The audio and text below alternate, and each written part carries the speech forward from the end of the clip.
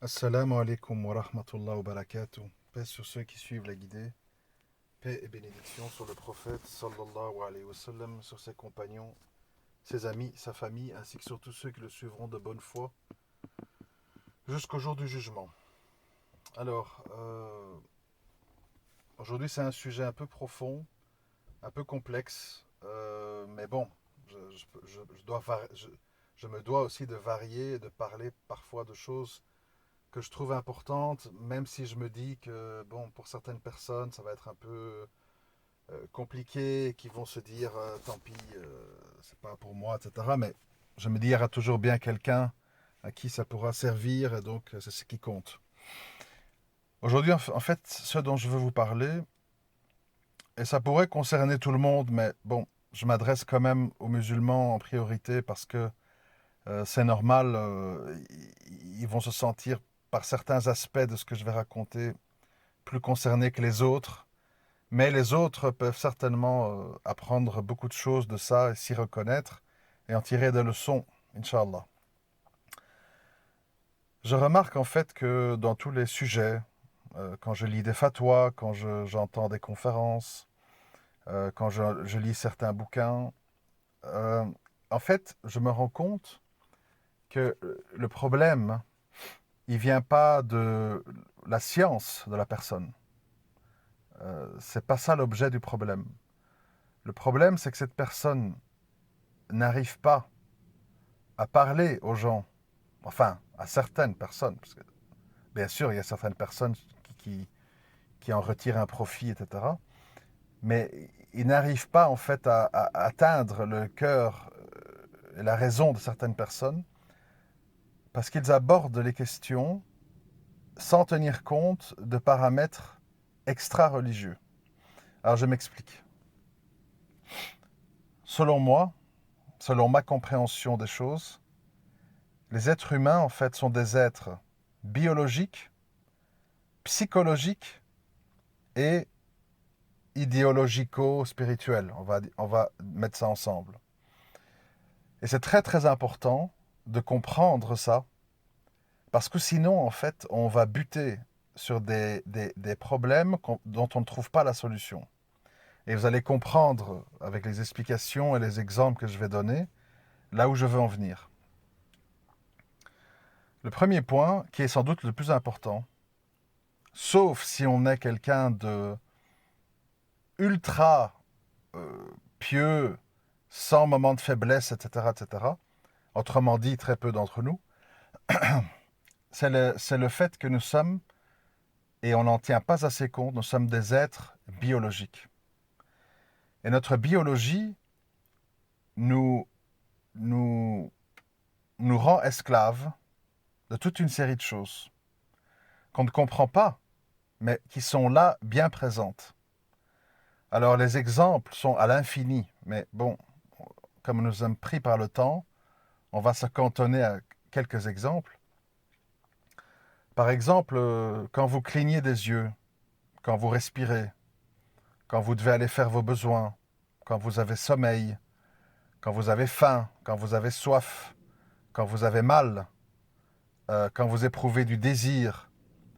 Ce sont, tout ce que je viens de parler là, ce sont des réactions biologiques qui sont soit automatiques, cligner des yeux, respirer, les battements du cœur, soit des besoins vitaux qui ne peuvent pas être comblés sauf si vous agissez.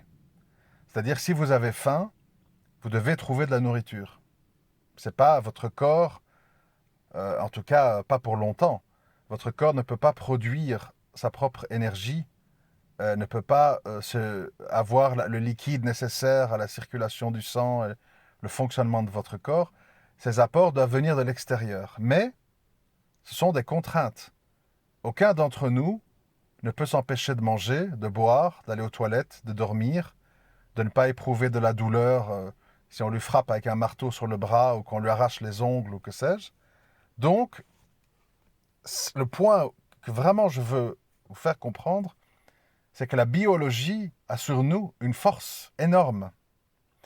Et la nier ou ne pas en tenir compte est une erreur grave, extrêmement grave.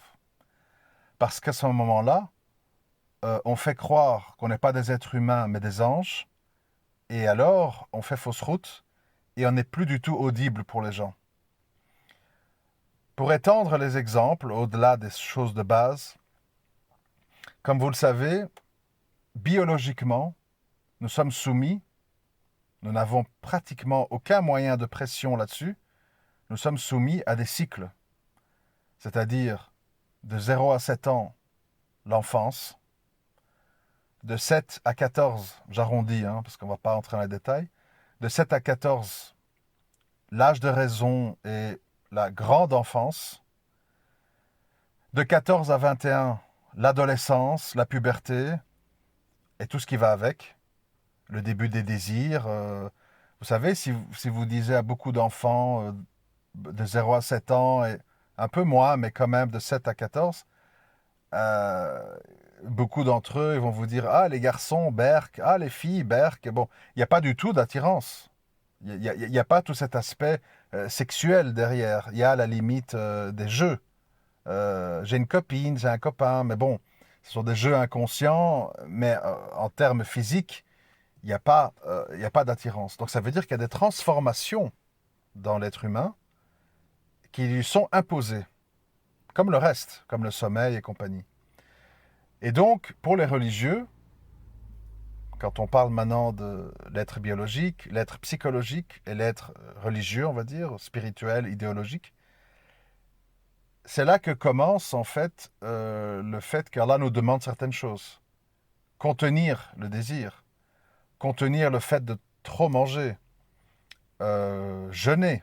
Jeûner n'est pas un acte vraiment naturel, c'est un acte qui doit être voulu. L'être humain, l'être biologique, l'être animal, il voit un bon plat, il veut le manger. Et aussi biologiquement, quand notre désir, notre faim, notre sommeil, notre attirance sexuelle est rassasié, le corps ne veut plus. Je me rappelle toujours ma grand-mère qui disait, même le plus riche des riches, une fois qu'il a mangé deux ou trois steaks, tu as beau lui présenter le plus beau des plats, il n'en voudra pas. Une fois que vous aurez dormi 10, 11, 12 heures, vous allez devenir nerveux si vous ne sortez pas de votre lit. Une fois que vous avez eu, suivant votre testostérone et vos aptitudes sexuelles, une fois que vous aurez eu une, deux, je sais pas moi, trois et autres relations sexuelles, l'autre ne va plus vous inspirer grand-chose. Parce que c'est la réalité biologique. Et moi, j'insiste beaucoup là-dessus, parce que je pense que les gens affrontent des problèmes dans leur vie, problèmes de couple, problèmes de comportement, problèmes de gestion des humeurs, etc., parce qu'ils ne tiennent pas compte de leur biologie. Par exemple, à quoi je pense en fait? À quoi je pense? Par exemple, si un homme n'a pas connaissance de la biologie féminine, il y a beaucoup de choses qu'il ne va pas comprendre. Pourquoi elle est comme ça? Pourquoi elle réagit comme ça en période de menstru, d'indisposition? Qu'est-ce, je veux dire, c'est pas la même personne. Elle a d'autres niveaux d'oestrogènes, d'hormones, de ceci, de cela, qui influent sur les comportements, sur les réactions, sur le caractère, sur les émotions. Ça influe. Si tu ne connais pas cette nature biologique et si tu n'en tiens pas compte, tu vas faire des erreurs de jugement, des erreurs d'appréciation très graves. Quand on parle d'une femme qui n'a pas encore eu d'enfant, qui a des enfants ou qui est enceinte, on parle d'une autre femme. C'est pas la même femme. Une femme enceinte n'est pas comme quand elle n'est pas enceinte. Une femme qui a des enfants n'est pas la même que quand elle est enceinte ou quand elle n'est pas enceinte. Donc il y a des réalités biologiques qui s'imposent à nous. Et c'est très important d'en tenir compte. C'est très important d'en tenir compte. Vous savez, j'entends souvent, parce que bon, c'est l'ignorance, malheureusement, c'est terrible, mais c'est comme ça. J'entends souvent, euh, quand on dit, on parle de pudeur, on parle de voile, on parle je sais pas, des attitudes de certaines femmes sur les réseaux sociaux et tout. Qu'est-ce que j'entends en fait? Des gens qui disent, oh ben les hommes, ils ont qu'à se contrôler, hein, on n'est pas des bêtes, ils ont qu'à se contrôler. Vous voyez? Donc en fait, c'est quoi cette phrase? cette phrase, c'est le mépris et la négation pour la nature masculine qui a fait que, à la vision de certains attributs féminins, je ne sais pas, les cheveux, les seins, le fessier, les cuisses, enfin chacun son truc, je ne sais pas, le mâle, l'homme, réagit. Réagit parce que dans son inscription chromosomique profonde, il y a le fait que quand il voit des attributs féminins, il doit réagir parce qu'il doit reproduire l'espèce. Et c'est donc voulu. C'est voulu qu'à la vision de ses formes, de ses cheveux, de ses yeux, de cette bouche, il y a une réaction. C'est une réalité biologique. Après, de nouveau, si on prend l'être humain idéologique, spirituel, qu'est-ce qu'Allah nous dit? Cachez vos atours, pour les femmes, cachez vos atours, et pour les hommes, baissez vos yeux. Ça veut dire quoi? Ça veut dire, soyez logique une petite minute. C'est de la pure logique. Ça veut dire quoi? Vous croyez que Allah subhanahu wa ta'ala, il ne sait pas que vous avez des fesses, que vous avez des seins, que vous avez des longs cheveux, je ne sais pas quoi? Évidemment qu'il le sait, puisqu'il vous a créé comme ça.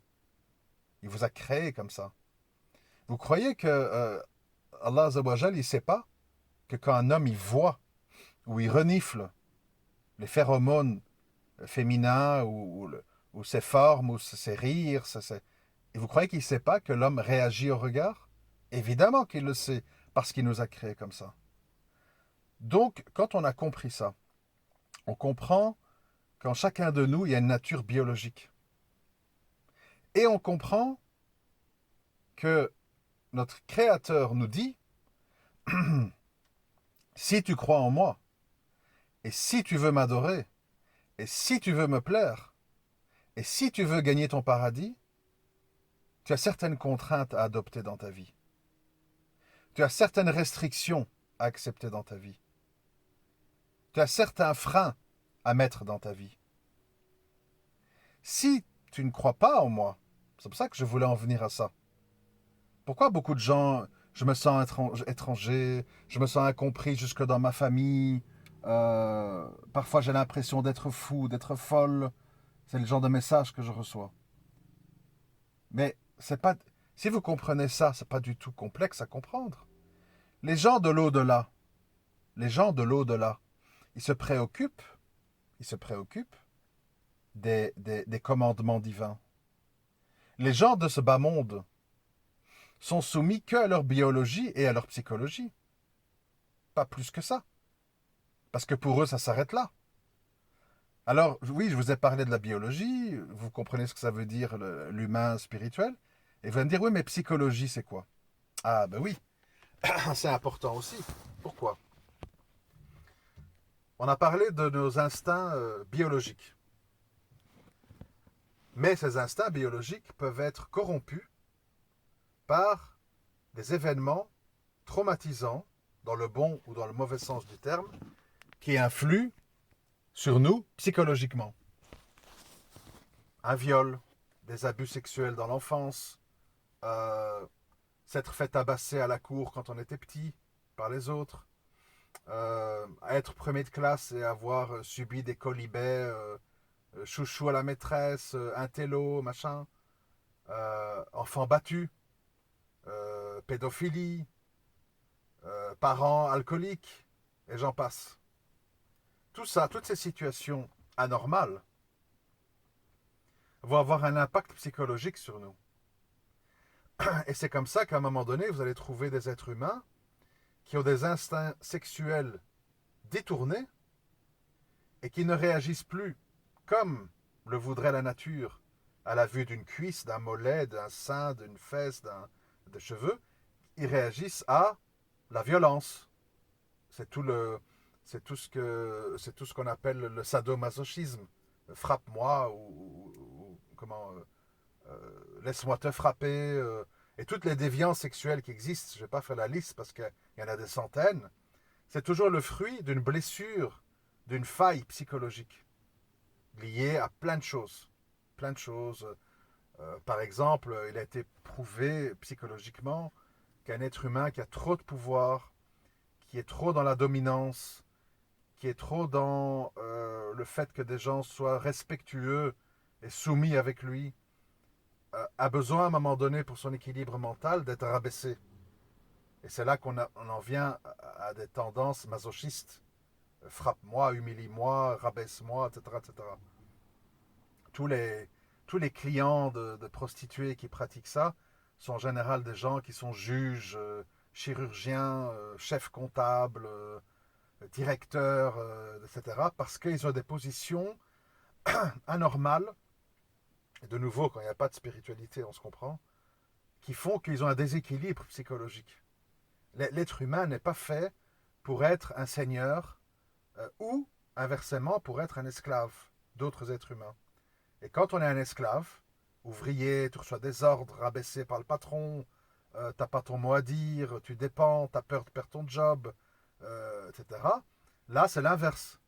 Tu deviens sadique, sado, c'est-à-dire tu as besoin de dominer, de soumettre, de faire du mal à l'autre pour atteindre ta, ta, ton équilibre psychologique. Donc, vous voyez, c'est compliqué. Parce qu'il y a notre biologie, il y a notre psychologie et il y a notre spiritualité. Alors évidemment, quand quelqu'un ne réalise pas ça et qui dit je suis marié à une musulmane ou un musulman et pourtant elle fait ça, ça, ça, ça, ça, ça, ça, c'est pas possible, c'est une perverse, c'est un pervers, c'est un malade de cœur, je suis déçu, ah c'est ça les barbus, ah c'est ça les voilés, vous avez déjà entendu tout ça. Pourquoi ils font ce constat? Parce qu'en fait, ils ne conçoivent pas qu'au-delà du voile, de la prière, de la barbe, je sais pas tout quoi, ils ont en face d'eux un être humain biologique, psychologique et spirituel. Et c'est comme ça en fait qu'on voit toutes sortes de gens, des gens qui sont homosexuels et qui disent mais je suis musulman, je prie, je veux une mosquée où je peux prier, et qui es-tu pour me juger, etc. Parce qu'en fait cette personne, dû à un désordre psychologique dans l'enfance, une mère trop présente, ou je ne sais pas, des femmes castratrices, que sais-je, a eu une déviance. Ça, évidemment, on n'en parle jamais, parce que de nos jours, on dit liberté, inclusion, tout est respectable, lesbienne, homo, gay, transgenre, drag queen, tout ça c'est normal. C'est vous qui n'êtes pas normal. Vous voyez? Parce que, au lieu de dire qu'est-ce qui s'est passé pour que la nature biologique de cette personne soit pervertie, je le répète, qu'on le veuille ou qu'on ne le veuille pas, qu'on soit progressiste ou pas, et je m'excuse d'être cru, mais c'est parce que je veux être compris, biologiquement, une verge est conçue pour déverser sur des ovules, en période d'ovulation, du sperme. C'est ça la raison biologique du sexe masculin.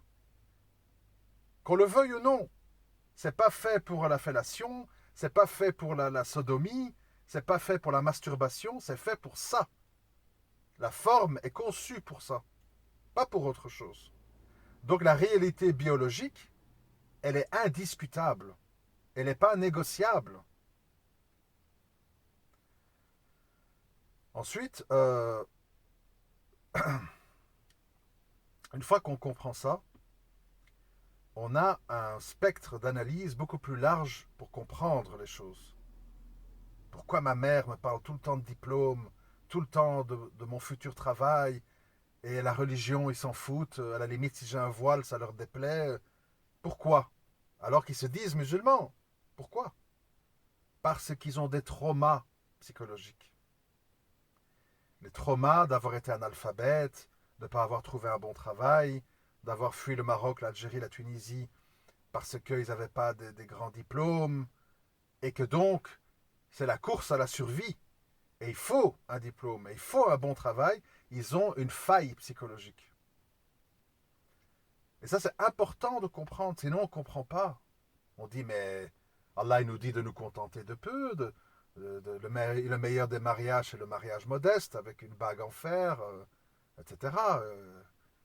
Pourquoi tout ça, les grandes fêtes, les grosses dots, et tout ce tralala, pourquoi? Parce que les gens autour de vous, votre mari, votre femme, vos parents, vos sœurs, vos frères, vos cousins, vos oncles, vos tantes, ils sont pas que des musulmans. Ils sont des êtres avec des troubles psychologiques de l'enfance et ils sont des personnes biologiques. Ils sont des personnes biologiques. Vous voulez une preuve? Je vais vous en donner. Dans la prison d'Abu Ghraib, il y avait des musulmans incarcérés par les Américains. C'était pour la plupart des musulmans pieux, sincères, etc. Mais les gens en face, ils savent très bien qu'ils ont en face d'eux pas que des musulmans. Ils ont des êtres biologiques et psychologiques. Qu'est-ce qu'ils ont fait, par exemple? Les simulations de noyade. Voilà, biologiquement, quand vous avez la sensation de vous noyer, eh bien, vous paniquez, vous souffrez, vous avez des douleurs, ça vous traumatise. Pour faire parler les gens, il y avait ça, c'était une méthode connue. On a mis des femmes soldats occupées à tripoter les parties génitales de ces musulmans devant des films pornographiques. Pourquoi? Parce qu'on sait qu'un homme,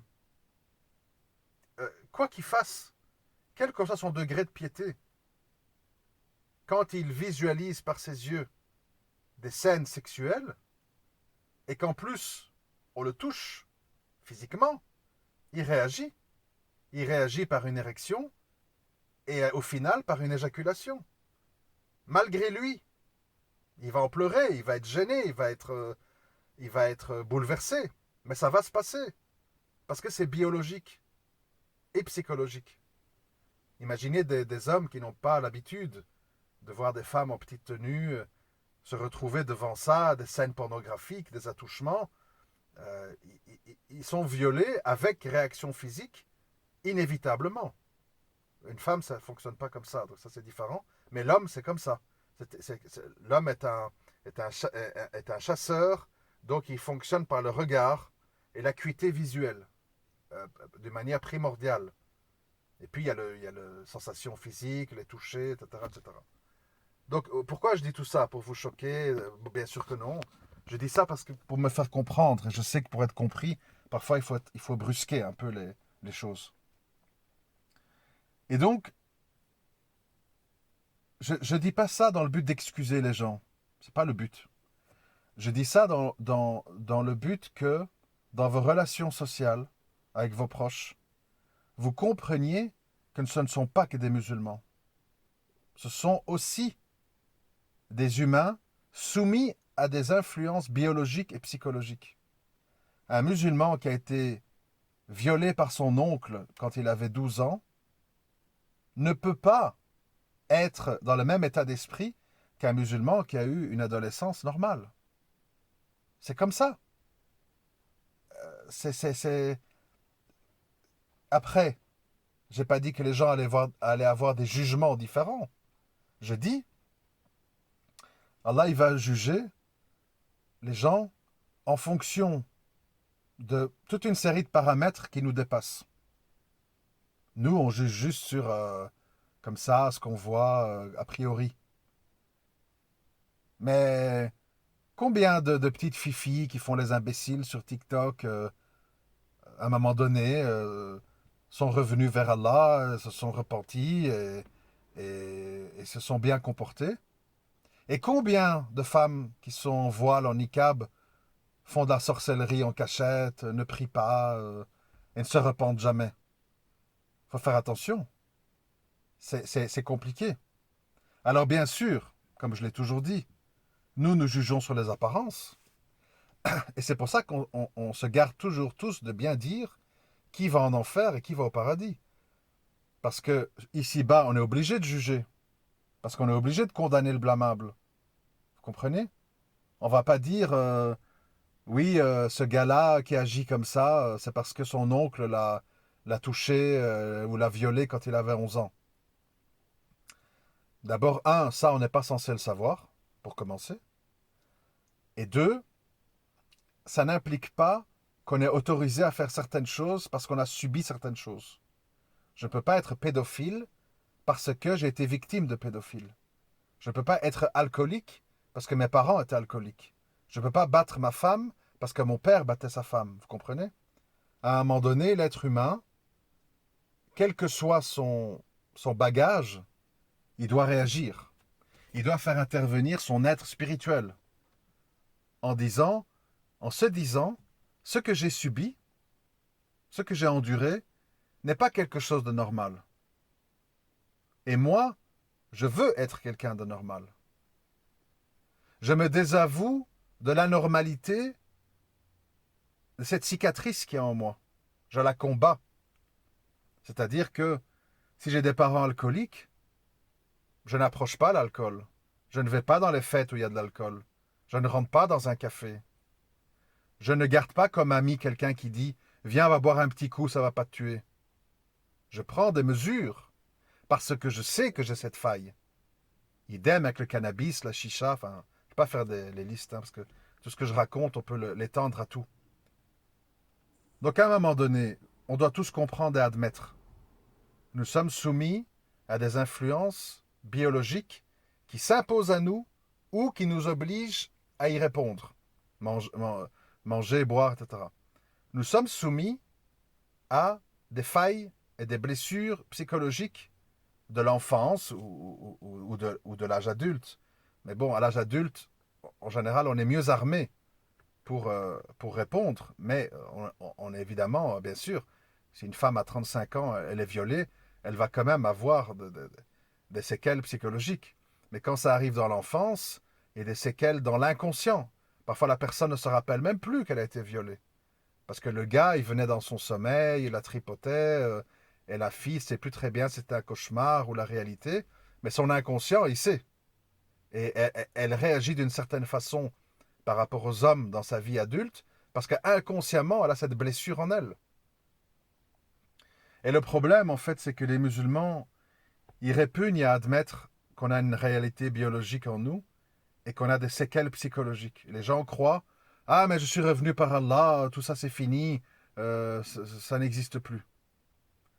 C'est pas vrai. Ça peut être vrai à certains moments, dans un moment d'euphorie spirituelle, lors d'une conversion, lors d'une grande montée, parce qu'on est dans un groupe, on est porté par le groupe. Mais la réalité, c'est que notre vécu, euh, c'est un petit peu comme la marée haute, la marée basse, il remonte à la surface, régulièrement. Et il faut pouvoir le gérer, le limiter. Par exemple, je ne sais pas, il y a tellement d'exemples. Hein. Quelqu'un qui a été longtemps dans le monde de la musique, dès qu'il aura un coup de mou ou un coup de blues, il va se rappeler de certaines chansons. Il va se rappeler, parce que c'est un déclenchement psychologique en lui. Quand un musulman a eu l'habitude de boire quand il avait des problèmes, quand il va rencontrer des problèmes dans sa vie de croyant, il va avoir ce réflexe. J'ai envie d'un verre, un verre de vin, un verre de bière, un verre de cocktail, je sais pas quoi. Parce qu'il y a des automatismes qui sont là dans l'inconscient. Et donc, ça veut dire que plus on a des blessures de l'enfance, de notre passé, plus on doit être sur nos gardes. Plus on doit être sur nos gardes. Parce qu'on peut se faire réaspirer par ce trou noir et retomber de là où on vient. Très facilement, parce que c'est déjà un chemin qu'on a emprunté. Donc on le connaît, il a été débroussaillé. Je ne sais pas si vous arrivez à me suivre, mais c'est tellement important. Et, et donc, le but de comprendre tout ça, c'est de mieux se connaître, de mieux se comprendre et de mieux savoir réagir aux situations de crise avec vos parents, avec votre femme, avec votre mari. Parce que si vous n'avez que l'angle religieux, vous n'allez pas comprendre. Mais comment mon mari, il a pu me tromper? Il est tout le temps à la mosquée, il lit le Coran, il a la barbe, il a le camis, il parle tout le temps de din, c'est pas possible. Vous voyez, les gens vont pas comprendre, ils vont se dire, c'est ça les musulmans, bande d'hypocrites, de faux. Parce que ils vont pas comprendre que peut-être Cet homme, très sincère, très, très pieux, a des failles psychologiques de son passé qui font que dans certaines circonstances, il peut retomber dedans. Et le fait qu'il est retombé, ça ne veut pas dire que c'est une mauvaise personne, ça ne veut pas dire que c'est un hypocrite, ça veut dire qu'il n'a pas pris des précautions pour s'éloigner des circonstances qui pouvaient le faire retomber. Je prends un exemple. Vous avez tous des potes, vous êtes un adolescent, vous avez tous des potes qui écoutent du rap, qui fument du shit, qui voient du porno, bon, bref, vous voyez le style. Et à un moment donné, vous revenez vers Allah, vous vous éloignez de ces gens, vous êtes à la mosquée, vous fréquentez des frères religions, etc., etc. Puis à un moment donné, voilà, les musulmans vous ont tourné le dos, ils vous ont déçu, vous êtes un peu éloigné de tout ça. Et ces potes de l'enfance, vous les retrouvez sur Facebook, Snapchat et compagnie. Ah, truc, ça serait bien qu'on se revoie, se rappeler le bon temps. Qu'est-ce que tu deviens, un truc? Tu dis, ouais, bon, moi, les musulmans, ils m'ont vraiment déçu. J'aimerais bien retrouver mes anciens potes. Et tu les retrouves. Vas-y, vas-y, passe le ouinge, allez, fais pas ton timide. Écoute le nouveau son de machin. Et c'est très facile de rebasculer. Parce que vous venez de là, vous avez goûté. C'est très facile. Ça ne fait pas de vous, comme certains m'écrivent en privé, ça ne fait pas de vous un pervers. Ça ne fait pas de vous un hypocrite. Ça ne fait pas de vous un mauvais musulman. C'est simplement que vous vous êtes mis dans une situation euh, qui vous a transformé. Euh, et ça, il y a tellement, tellement d'exemples qui peuvent vous arriver. Je veux dire, tu as des hommes, ils ne sont pas du tout violents. Ils n'ont jamais levé la main sur une femme. Et ils se retrouvent avec une personne qui agit et qui parle d'une certaine manière, qui leur font rappeler une personne de leur passé, qui les a traumatisés, et ils peuvent avoir un déferlement de haine parce qu'ils ont accumulé en eux, depuis l'enfance, un rejet de cette personne, que cette nouvelle personne qui est entrée dans leur vie leur fait rappeler. Et alors la personne se dit, mais comment ça se fait? Je ne le reconnais pas, il est devenu enragé, il m'a battu, j'étais à la police, j'ai porté plainte. Je comprends pas, c'est un musulman, il connaît le Coran, il connaît l'islam.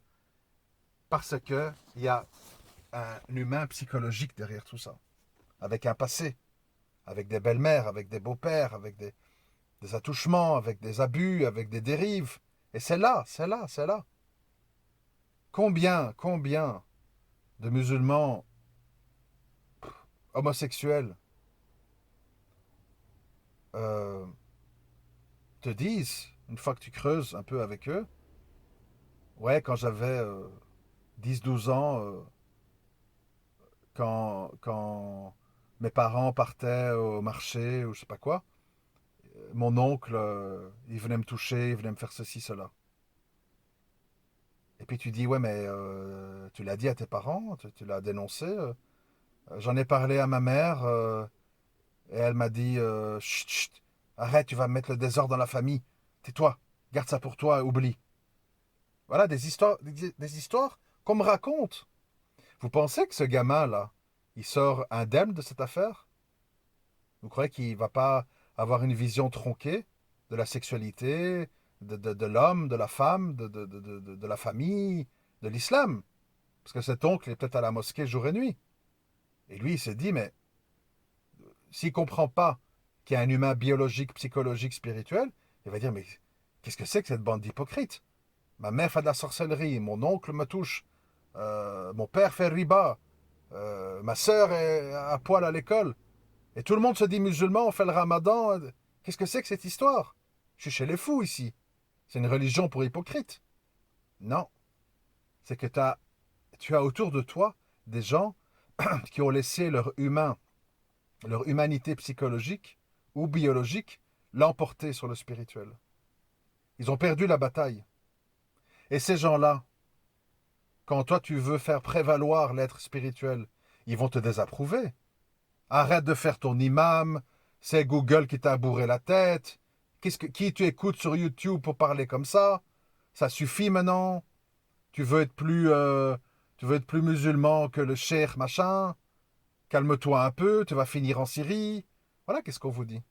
Parce que ces gens qui ont baissé les bras, qui ont cédé face à leur passion, leur biologie, leur psychologie, ils veulent pas voir.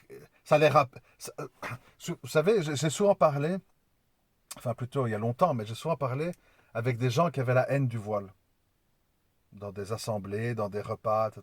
Et je voulais comprendre ce que je ne comprenais pas en fait. Moi je me disais, mais si quelqu'un porte le voile et que tu ne le portes pas, pourquoi ça t'enrage? Si la personne le vit bien, que c'est elle qui veut la porter, qu'est-ce qui fait que tu es enragé en fait? Et que tu as presque de la bave aux lèvres quand tu me parles des femmes voilées. Et les réponses, en fait, j'ai constaté que c'était lié, en fait, que les femmes qui portent pas le voile, la femme voilée, ça leur renvoie à elles-mêmes l'idée qu'elles sont des femmes impudiques, que ce sont peut-être des espèces de prostituées qui font pas attention à leur pudeur, et donc, en fait, elles se sentent insultées par les femmes voilées. C'est pour ça qu'elles sont enragées. Comprenez? Donc, de nouveau, on est dans des histoires psychologiques, sinon on ne comprend pas. Sinon, on ne comprend pas. Ça, c'est dans le cas de la psychologie. Dans le cas de la biologie, c'est quoi l'exemple qui va avec? Quand vous allez dans les rues, à Paris, à Bruxelles, etc., vous voyez fréquemment une scène qui se répète encore et encore. Une maman de 55 ans, voilée avec des gros camis, qui marche vite, qui regarde par terre, voilà. Et à côté d'elle, sa fille de 20 ans, avec de l'auto-bronzant, des mèches blondes, du parfum, des pantacours. Vous dites, mais qu'est-ce que c'est fou? C'est quoi qui se passe là, en fait? Et là, en fait, on a un mélange biologique-psychologique. C'est-à-dire, psychologiquement, la maman se dit, je vais laisser ma fille vivre la jeunesse que j'ai pas eue, parce que moi, je porte un voile culturel. Je comprends même pas pourquoi je le porte par habitude, parce que j'ai pas envie que les copines me voient en rue et disent, ah, Saïda, elle a enlevé le voile, c'est quoi cette histoire? J'ai honte, donc je garde mon voile et mon camis comme, c'est pas mon camis, ma allez, abaya, etc. Euh, je garde ça comme paravent, comme bouclier culturel. Mais ma fille exprime tous les désirs enfouis que j'ai en moi que j'ai pas pu vivre. Et donc je suis fier de marcher avec ma fille dans la rue. Ça, c'est une faille psychologique. Comprenez? Et la faille biologique, c'est la fille. La fille dit, j'ai des atours, j'ai envie d'attirer les mecs, j'ai envie de trouver quelqu'un, j'ai envie de plaire, j'ai envie d'être coquette, j'ai envie qu'on me remarque. Il sera toujours temps de mettre le voile une fois que je serai casé, parce que j'aurai harponné le bon poisson. Vous comprenez? Donc, tous ces gens que vous dites, mais c'est des pervers, c'est des hypocrites, c'est des faux musulmans. Non, ce sont simplement des musulmans qui pensent être musulmans, qui ont cédé à leurs failles psychologiques ou biologiques. Mais bon, ça, ce sont des exemples extrêmes. Mais entre musulmans pratiquants qui donnent de l'importance au spirituel, etc., il y a toujours le risque, il y a toujours le risque que certaines choses remontent à la surface. Vous avez des femmes, elles ont vu toute leur jeunesse des parents qui criaient, qui se disputaient, qui se jetaient des assiettes à la figure. Quand elles vont se disputer avec leur mari, alors qu'elles parlaient tout doucement, elles priaient, elles étaient couvertes et tout, elles vont réagir de la même façon. Et l'homme va dire, qu'est-ce que c'est que ce diable? Je comprends pas. Tu comprends pas parce que tu n'as pas compris les failles psychologiques de ta femme. C'est pour ça que tu ne comprends pas ce qui se passe. D'où le fait que les musulmans ont besoin de spiritualité, ont besoin de rokia, ont besoin de dhikr. Mais ils ont aussi besoin de compréhension psychologique de ce qui leur arrive, de pourquoi ils sont ce qu'ils sont, et également une acceptation de leur nature biologique. Oui, mon frère, t'as beau être le plus pieux de la terre, si je te mets une femme nue devant toi, tu vas céder. Parce que tu as une nature biologique qui fait que le Créateur a voulu que tu réagisses à des atours. Donc ça ne fait pas de toi un pervers que parce que tu vois une femme nue, tu réagis. C'est pas parce que tu es un pervers. Tu es normal. Mais Allah t'a dit pour te préserver, tu dois baisser les yeux et tu dois t'éloigner de ces scènes. Parce que sinon, inévitablement, tu réagis, tu vas en retirer du plaisir et tu y reviendras et tu en deviendras esclave biologiquement de tes réactions ou esclave de tes failles psychologiques. Et la seule façon de sortir de là, c'est beaucoup de spiritualité, beaucoup de compréhension de qui on est et pourquoi on est comme ça, et pourquoi on réagit comme ça, et d'acceptation de notre nature biologique, parce qu'on a été créé comme ça, on doit manger, on doit dormir, on doit aller faire nos besoins, on réagit à la vision d'Atour, etc., etc., etc.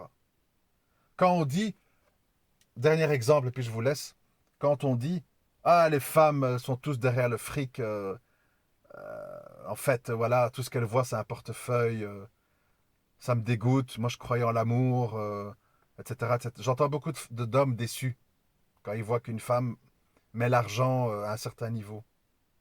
Ils sont déçus parce qu'ils ne connaissent pas la nature biologique des choses et psychologique.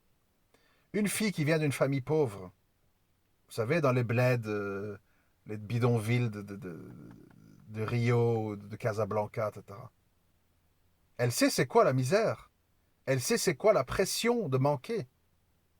Et donc, psychologiquement, elle a ce désir ardent de ne pas revivre ça. Et donc, elle va être très attachée à l'argent, par réaction psychologique. Et biologiquement, elle a été programmée par le Créateur pour assurer à ses enfants le plus de stabilité et de chances de survivre dans la vie. Donc, il faut que les enfants soient nourris, logés, au chaud, et des bonnes études, et des beaux vêtements. Ça rassure la femme. Parce que biologiquement, elle est programmée comme ça.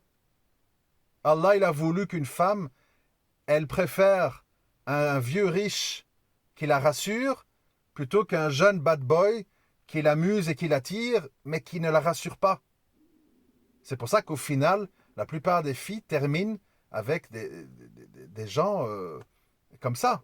Même si au début, quand elles sont jeunes, elles sont attirées par un bad boy, il est aventurier, machin, il est mal rasé, machin, truc, voilà. Et puis, une fois qu'elles ont goûté, qu'elles ont ramassé des coups, qu'elles ont été trompées, machin, elles disent, ah, c'est ça les mecs. Bon, ben moi, je me prends un vieux riche, ça suffit. Je veux me poser, je veux être rassuré, et je veux que mes enfants soient bien. Voilà pourquoi. Parce qu'il y a la biologie et il y a la psychologie. Bien sûr qu'une fille qui vient d'une famille riche où elle a manqué de rien, etc., elle va être moins angoissée. Parce qu'elle se dit, bon, mes parents ont de l'argent, j'ai de l'argent, donc je peux me permettre de me marier à un intello, à un gars qui est marrant, parce que c'est pas ma priorité. Elle va avoir ce côté biologique moins accentué par sa psychologie. Mais si elle vient d'une famille pauvre et que c'est une femme, inévitablement son critère de sélection, ça va être, dans 99% des cas, l'argent. Quelle est la faculté de cet homme à me rassurer? Et puis, bon, les exemples, ils sont des milliers, mais je ne vais pas vous tenir 2 heures, mais je voulais vraiment vous faire comprendre ce concept, notre côté biologique, psychologique et spirituel. Il faut tenir compte des trois, gérer les trois, admettre les trois, et dans le cas du psychologique, essayer d'y remédier à travers des soins, toute une série de choses qui existent dans le domaine de la psychologie pour essayer de cicatriser ces blessures de l'enfance qui, bien sûr, plus elles sont graves, plus c'est difficile, mais dont il faut bien faire quelque chose pour ne pas les subir. Voilà, je vous laisse ici parce que ça fait quand même 44 minutes. J'espère que ça peut être profitable pour vous. S'il y a des questions, n'hésitez pas en commentaire. Des critiques aussi, hein. Bon, tant que ça reste poli, il n'y a pas de problème. Désolé si certains propos étaient un peu excessifs. Le but, c'est quand même d'être à un moment donné interpellant. Et n'hésitez pas à partager la vidéo si vous jugez que des personnes autour de vous peuvent en tirer un quelconque profit, Inch'Allah. Assalamu alaikum wa rahmatullah wa barakatuh.